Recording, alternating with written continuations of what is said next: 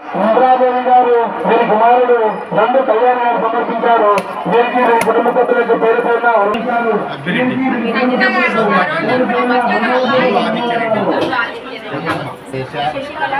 శశికళ నామదేశ, వంశకిరణ్ నామదేశ, సాత్విక్ నామదేశ,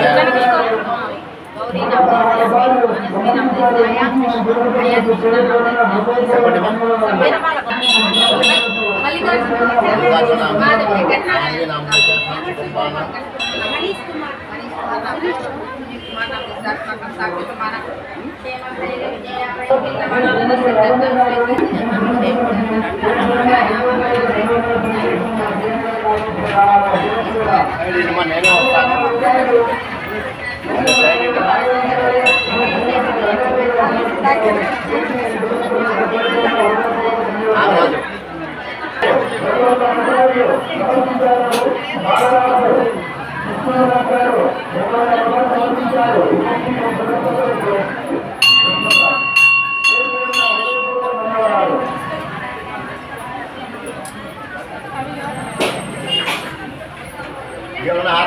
రూపాయలు చెరుకు మిషన్ పోయ నెల్లూరు 100 రూపాయలు సమర్పించారు. మన శ్రీనివాస 16 రూపాయలు మూడు మల్లికార్జున గారు సమర్పించారు. కుటుంబ సభ్యులకు పేరు పేరున హృదయపూర్వక ధన్యవాదాలు. 216 రూపాయలు నాగిరెడ్డి ఓపులూటి గారు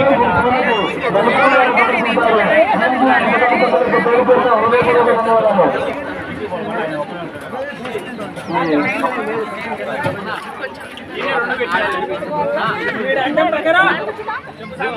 కోటపాటి 116 రూపాయలు సరుకులుగా మనకు సమర్పించారు. మన శ్రీ రామాలయానికి వీరికి మన కుటుంబ సభ్యులకు పేరు పేరున హృదయపూర్వక ధన్యవాదాలు తెలియజేస్తుంది.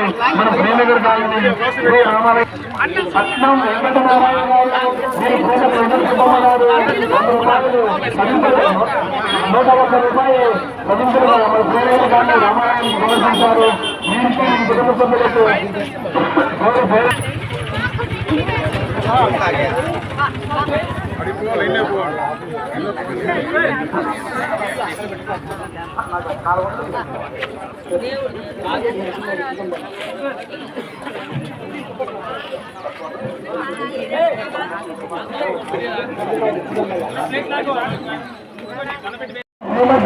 వెంకటసుబ్బమ్మ గారు సమర్పించారు.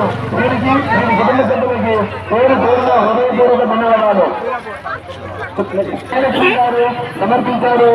వీరికి వీరి కుటుంబ సభ్యులకు పేరు పేరున హృదయపూర్వక ధన్యవాదాలు. జయ శ్రీరామ్. 120 రూపాయలు పాలకొండ సుబ్బరాచార్య గారు సమర్పించారు. వీరికి వీరి కుటుంబ సభ్యులకు పేరు పేరున హృదయపూర్వక ధన్యవాదాలు. గారు మనకు రవీంద్రగా సమర్పించారు. వీరికి వీరి కుటుంబ సభ్యులకు పేరు పేరున హృదయపూర్వక ధన్యవాదాలు.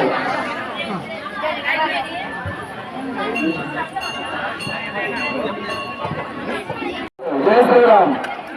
101 రూపాయలు ఉప్పల్ల రమేష్ నాయుడు గారు వీరి శ్రీమతి సుప్రజ గారు సమర్పించారు.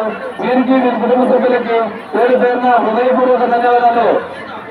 మా అన్నదానం చేస్తున్న మీరు అందరూ సాయంత్రం ఊరేగింపుందమ్మా మీ చేతులతో రాష్ట్రాలతో లాగాలి. అక్కడ అన్నం నెలలో పేర్లు ఇది రాలేదు కొంతమంది చూస్తాను. సరోజ గారు సమర్పించారు.